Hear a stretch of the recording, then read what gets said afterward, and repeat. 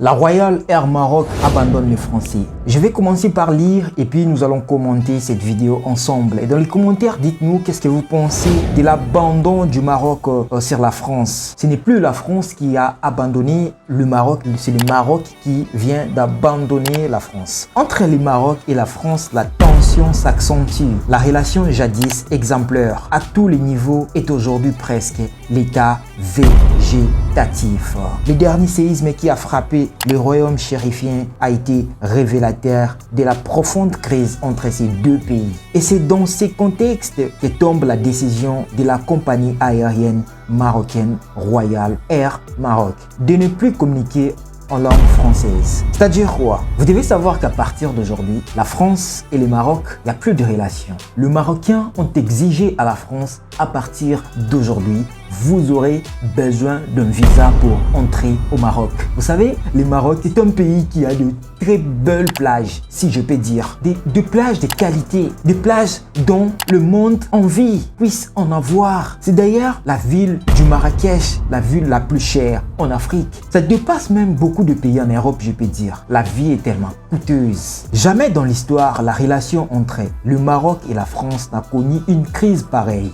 Vous devez savoir que c'est pour la toute première fois que ce genre de choses puissent arriver. Notamment, beaucoup de pays africains sont réveillés. Ils ont compris que non, derrière ces hypocrites se cachent beaucoup de choses. Ils sont là, ils ont refusé le visa pour le Maroc. Pourquoi? La cause, on a réduit le visa pour le Maroc. Les Marocains étaient là en train de regarder, mais pourquoi seulement nous? Pourquoi seulement les Arabes? Pourquoi seulement les Africains? Une crise qui s'accentue de jour en jour et dont les conséquences se font sentir des deux côtés de la Méditerranée. Les Marocains expriment de plus en plus leur rejet de la France et sont allés jusqu'à lancer ces derniers jours un hashtag pour demander l'instauration d'une obligation de visa pour les Français. Notamment, ils ont dit que non, nous sommes prêts à mettre les visas entre le Marocain et les Français.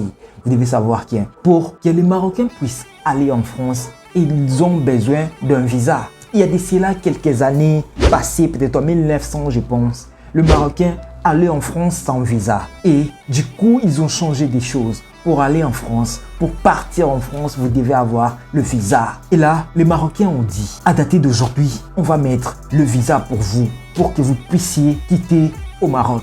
Les Marocains qui ont pourtant longtemps considéré les touristes français comme une importante manne en devise pour leur pays, se montrent de plus en plus hostiles à tout ce qui a une relation avec l'Hexagone.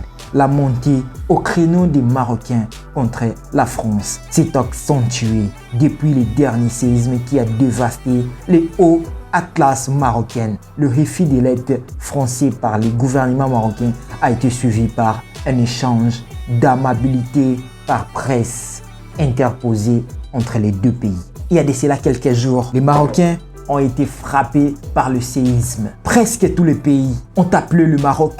Ouais, le Marocain, vous avez connu vraiment des dégâts matériels, des dégâts de vie humaine. Qu'est-ce qu'on doit faire? On doit aider les Marocains. Beaucoup de pays ont accepté. Et quant à la France, les Marocains ont dit non. Ils ont dressé la liste de pays qui peuvent venir en aide aux Marocains. Et ceux qui ont choqué le monde, les Marocains ont effacé la France. Ils ont dit non, pas vous. Vous savez, il y a des moments où on ne peut pas refuser l'aide. Mais si une personne refuse votre aide dans le moment où il souffre, cette personne-là souffre. Vous savez, c'en est de trop. Il a trop emmagasiné, il a trop gardé. Et là, il s'est dit non, pas vous. Vous savez, la France a fait beaucoup de choses en Afrique. La France a tellement souffert de pays africains. Vous savez, tous ces gens-là, tous ces Africains qui viennent en France ne sont pas les bienvenus. C'est juste de l'hypocrisie. Et ce qui fait mal est qu'il y a même des Français qui le manifestent. Ce n'est pas vous les Français. Ce n'est pas vous. On ne s'adresse pas à vous. C'est vos dirigeants qui sont venus par nous coloniser. Ils ont commencé par nous coloniser. Ils nous ont montré que non, vous devez parler les Français. Ils nous ont montré que non, vous devez connaître l'histoire française. Ils nous ont montré que non, vous devez connaître ce qui se passe en Europe. Ils nous ont montré beaucoup de choses. Que non, la France a fait ceci, l'Europe a fait ceci. Mais beaucoup de petits frères, si je peux dire, ne connaissent pas l'histoire en vrai de l'Afrique. Nous connaissons bien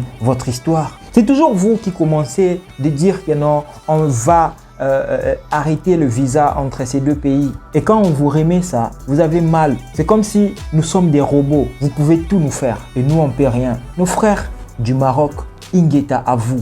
Continuez la bataille. Moi, je l'ai dit ouvertement. Si seulement si Kadhafi était en vie et qu'on avait accepté l'Union africaine, actuellement, je vous jure, actuellement, je pense que les Africains n'auront plus le temps de partir ou d'aller en France ou d'aller aux États-Unis, au Canada. Je ne pense pas. Vous avez tout fait pour éviter l'évolution du peuple africain.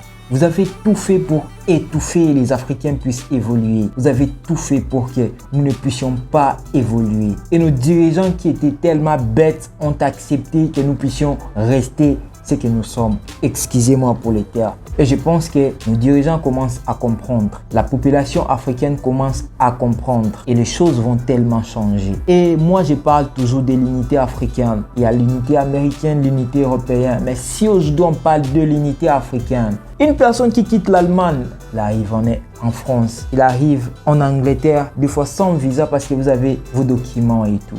Mais pourquoi seulement une personne qui quitte le Congo pour arriver au Cameroun doit avoir les visas? Mais on peut faire l'interchangeabilité et faire évoluer l'Afrique autrement. L'exportation, l'importation ont tellement beaucoup d'argent, on peut commencer à gagner avec ça. Mais beaucoup de gens ignorent ça. Et nos dirigeants, ils sont là ont tellement envie de gagner seulement. Ils ne regardent pas l'avantage du peuple africain. Ils ne regardent que leur avantage, de leur famille et tout. Ils sont là 10, 20 ans au pouvoir. C'est ce qu'ils veulent. Et dans cette vidéo, j'espère que nous avons beaucoup de choses à comprendre. Merci pour tous ces gens qui étaient là pour nous soutenir. Et à la prochaine. N'hésitez surtout pas de vous abonner sur Sérieux News Télévision et de liker la vidéo. On continue les combats. Ingeta au peuple africain.